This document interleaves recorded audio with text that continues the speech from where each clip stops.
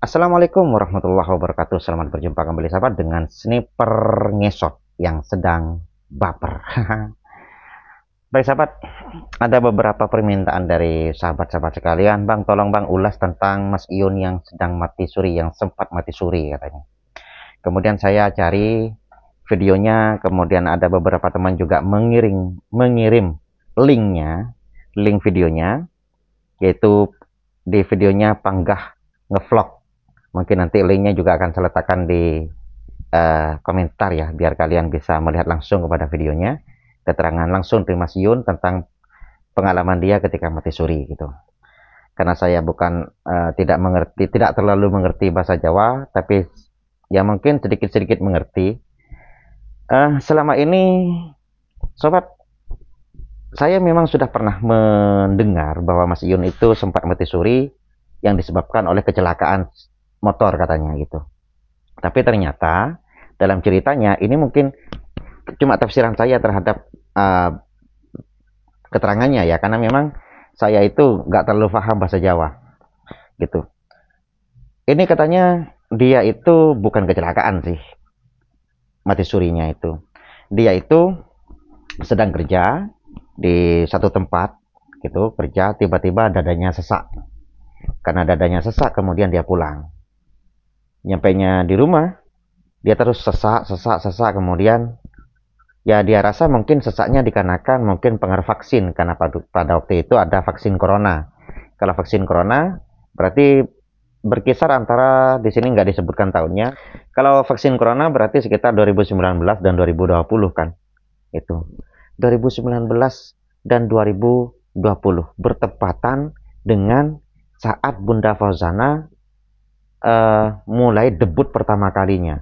Ini cocok logi atau gimana ya, saat Bunda Fauzana itu naik, Mas Yun sedang amblas. amblas enggak apa, karena dia mati pada waktu itu, mati suri gitu. Kita lanjut saja ceritanya Mas Yun dulu tentang cocok logi. Mungkin nanti saya akan kumpulkan dalam satu video video lain tentang beberapa cocok logi tentang Mas Yun dan juga Bunda Fauzana.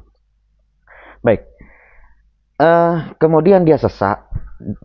Mas Yun menganggap itu mungkin hanya pengaruh dari vaksin, tapi tiba-tiba dia ya nggak sadar gitu, tiba-tiba sudah dia cuma terkejut karena di sampingnya itu beberapa familinya sudah berkumpul, nangis-nangis dan sebagainya, adik-adiknya juga sudah nangis-nangis dan sebagainya. Ada apa ini loh, oh saya ini nggak gini gitu, saya kok ada apa ini, dia merasa aneh gitu, sedangkan dia sepertinya nggak merasakan apa-apa gitu. Tiba-tiba ternyata dikumpuli banyak orang gitu, itu. Dan katanya dia mati suri atau pingsan lah, dia mati suri selama berapa, 3 hari atau 4 hari yang dia sampaikan ya, 4 hari kalau nggak keliru, 3 malam 4 hari kalau nggak keliru ya.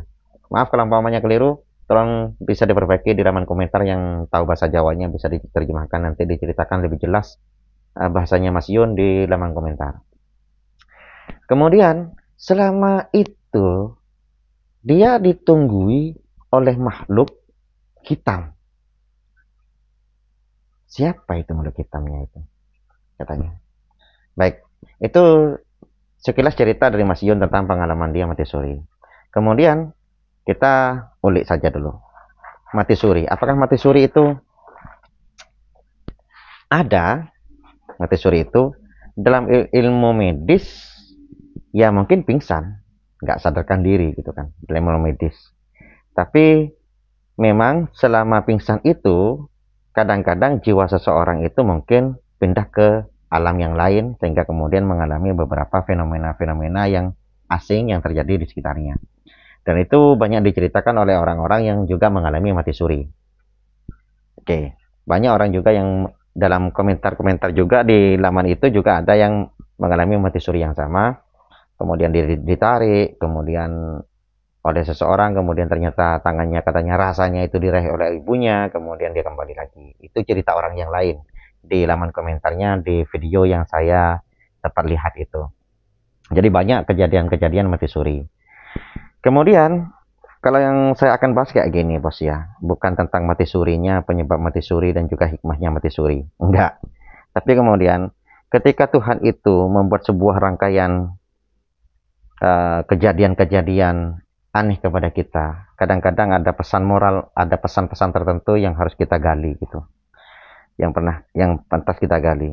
Banyak orang kemudian ketika kita mengalami sesuatu peristiwa yang mungkin merasa aneh menurut kita, itu kemudian kita pikir ulang, ini kenapa? Bukan langsung mengkritisi Tuhan. Tuhan, kenapa kok saya terjadi seperti ini? Enggak. Ada apa terhadap diri saya sehingga Tuhan kemudian menegur berbentuk semacam ini gitu. Sehingga kemudian banyak orang yang mengalami hal semacam itu kemudian mengambil hikmahnya, dan ini bentuk bagian dari sebuah hidayah dari Allah gitu. Hidayah dari Allah. Mungkin sebab ini juga Mas Yun kemudian teringat kepada kejadian-kejadian semacam itu, mungkin sehingga kemudian dia takut kepada Allah, tambah takut kepada Allah. Takwa istilahnya, tambah takut kepada Allah untuk meninggalkan ibadahnya gitu. Karena dia sudah pernah merasakan suatu hal yang sama seperti halnya orang mati. Sehingga dia menjaga ibadahnya dengan giat. Karena yaitu bentuk hidayah. Dan bentuk hidayah itu sahabat macam-macam yang dirasakan oleh orang. Ada teman saya pergi umroh. Teman saya itu orangnya itu awalnya ya maling, pencuri. Teman saya itu pencuri. Tiba-tiba lama-kelamaan saya lihat ibadahnya kok tambah baik belakang hari ini. Kok tambah baik? Berjemaah ke masjid. Kemudian saya tanya kepada dia, "Wih, kok hebat bos, kamu itu kok ibadahnya tambah lancar." Kemudian dia cerita, bos, memang pada suatu ketika dia pergi umroh dengan biaya yang ya nggak jelas juga biayanya. Nyampe di Mekah itu katanya dia mengalami beberapa fenomena aneh yang kemudian membuat dia kemudian berpikir, ini apa? Kemudian dia saja sadar terhadap tingkah pola yang dia lakukan selama ada di rumahnya, sehingga kesan-kesan ataupun pengalaman-pengalaman itu menjadi hal yang membuat jiwanya terguncang, dan ketika pulang ke rumahnya dia menjaga ibadahnya dengan baik dan bertaubat sebenar-benar taubat gitu. Banyak pengalaman-pengalaman aneh yang di luar nalar kita yang perlu kita resapi dengan seksama untuk menganggap itu sebuah teguran ataupun sebuah pesan dari Tuhan kita terhadap kita langsung gitu. Saya sendiri sahabat pernah mengalami juga, tapi bukan mati suri ya, mengalami kejadian aneh, dan kadang-kadang kita nggak merasa bahwa itu kejadian aneh gitu. Ya mungkin ini saya pernah menjabat sebagai sebuah kepala di sebuah organisasi, yang itu karena saya punya kekuatan hak veto pada waktu itu, kemudian keuangan organisasi itu saya yang pegang. Ada sebuah sumber dana yang memang tidak mungkin diketahui oleh anggota organisasi tersebut. Sumber dana itu sekitar 500.000 yang oleh saya digelapkan. Hanya kecil bos, 500.000 saya gelapkan. Entah saya lupa untuk digelapkan di apa ya, lupa digelapkan oleh saya itu. Gak berselang lama bos, mungkin sekitar 1 atau 2 hari. Kemudian anak saya kena DBD bos. Kena DBD, harus opname di rumah sakit, membutuhkan biaya sekitar 5 juta. Berkali lipat langsung. Kemudian saya berpikir, ini teguran dari Tuhan saya.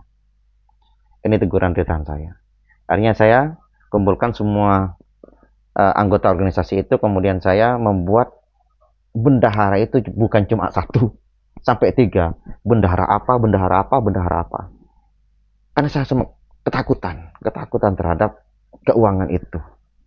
Wah, ini adalah teguran langsung kepada kita. Jadi bos ya, setiap kita mengalami hal-hal yang unik yang kita alami setiap harinya gitu, kadang-kadang memang ada sih kejadian-kejadian unik itu. Contohnya seperti halnya kita sepantasnya kecelakaan ternyata tidak kecelakaan, sepantasnya kita apa ternyata enggak, ataupun sepantasnya enggak mungkin terjadi semacam ini, ternyata terjadi kemungkinan tertentu. Kemudian kita langsung pikirkan, Ada apa ini di balik ini? Ada apa? Apakah ini teguran? Atau ini pelajaran? Atau apa dari Tuhan kita? Sehingga dari itu kita bisa mengambil bahwa itu adalah hidayah dari Tuhan kita gitu. Dan Mas Jun juga akan mungkin seperti itu. Jadi ketika dia mengalami mati suri seperti itu, kemudian dia mungkin akan berpikir, oh saya sudah pernah mati. Maka kematian saya kedua kalinya belum tentu saya akan kembali lagi seperti halnya sebelumnya. Kalau sudah mati kedua kalinya ini, tentu saja saya sudah akan bertemu dengan malaikat yang sebenarnya. Dan sebelum bertemu dengan malaikat sebenarnya, maka saya harus memperbaiki ibadah saya. Seperti itu. Jadi bos ya, dan pastilah di antara kalian juga akan mengalami hal-hal yang di luar nalar kalian lah. Kadang-kadang kita butuh apa, butuh biaya, dan kita sedang tidak punya uang, tiba-tiba biaya itu dipermudah datangnya. Dipermudah. Itu suatu hal yang aneh juga kan. Suatu hal yang aneh. Tiba-tiba kita punya uang, rasanya punya uang banyak, tiba-tiba langsung gara-gara ada sesuatu langsung uang itu habis langsung gitu. Ini sesuatu yang aneh. Nah ini kemudian harus kita pikirkan, ambil hikmahnya agar itu menjadi hidayah bagi kita. Setiap perkara-perkara yang ada di dunia ini jadikan sebuah pelajaran yang berharga untuk memantapkan keimanan kita dan untuk memperbaiki kehidupan kita, baik secara ibadah ataupun secara sosial kepada masyarakat. Bukan hanya, wah hebat saya mengalami kejadian aneh. Bukan hanya sekedar hebat-hebatan, bos. Bukan hanya sekedar hebat-hebatan. Wah, saya hebat, saya bisa melihat hantu. Wah, saya hebat bisa wah, saya itu kecelakaan, bos. Sudah motornya itu hancur, saya terpelanting ke atas, jatuhnya ternyata langsung berdiri, plus saya nggak apa-apa. Hebat berarti. Jangan pikir itunya, bos. Tapi kemudian kaji, ini kok saya diselamatkan oleh Tuhan. Ada apa ini? Berarti saya itu kalau diselamatkan, saya masih berguna di dunia ini. Kalau masih berguna di dunia ini, maka saya harus mengabdi di dunia ini demi kebaikan, kemaslahatan untuk orang banyak. Pahamannya. Jadi kaji fenomena-fenomena hal gaib yang sepertinya aneh bagi kita itu dengan kajian yang ada apa ini, pesan apa ini, teguran apa ini, pelajaran apa ini. Ambil hikmahnya sehingga kemudian memantapkan jiwa kita untuk beribadah dan juga untuk bersosial dengan masyarakat. Bukan main gaya-gayaan karena mengalami suatu hal yang gaib lah. Enggak, jangan main gaya-gayaan kayak gitu. Kemudian kan kadang-kadang ada orang yang dengan sombongnya kemudian bercerita, saya itu ketemu dengan wali ini, saya itu ketemu dengan wali ini, saya ketemu dengan syekh ini dalam alam gaib, sehingga saya itu bisa menjadi seperti ini. Kalau menurut saya sih ya, ketika mengalami hal-hal gaib semacam itu, kemudian pikir, kenapa kok bisa mengalami semacam itu?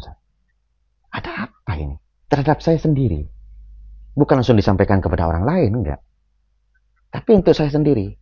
Sehingga saya bisa berhikmah kepada orang lain. Bukan hanya saya yang mengalami, kemudian saya harus nyuruh orang untuk melakukannya. Kan aneh, gitu. Pahamnya, tiba-tiba kita mengalami mati suri. Kata barusan ya mati suri. Kemudian kita hanya bisa, saya sudah pernah mengalami mati suri. Dan rasanya itu luar biasa. Jadi kita harus menghindari dari hal-hal yang jelek, yang takabur dan sebagainya, agar kita ketika mati nanti siap. Dan itu harus kamu lakukan. Mengatakan harus kamu yang melakukan, sedangkan dirinya tetap saja. Jadi semuanya itu sungguhnya untuk dirinya, bos. Ketika kita mengalami hal-hal yang di luar nalar kita, itu untuk kita sungguhnya. Baik teguran, pelajaran dan sebagainya, untuk kita. Ayo kita gali, ataupun kalian pernah mengalami suatu hal gaib-gaib tertentu, yang aneh-aneh tertentu di luar nalar kalian, yang kemudian menjadi hikmah bagi kalian. Mungkin bisa diceritakan di laman komentar. Mungkin itu saja. Assalamualaikum warahmatullahi wabarakatuh.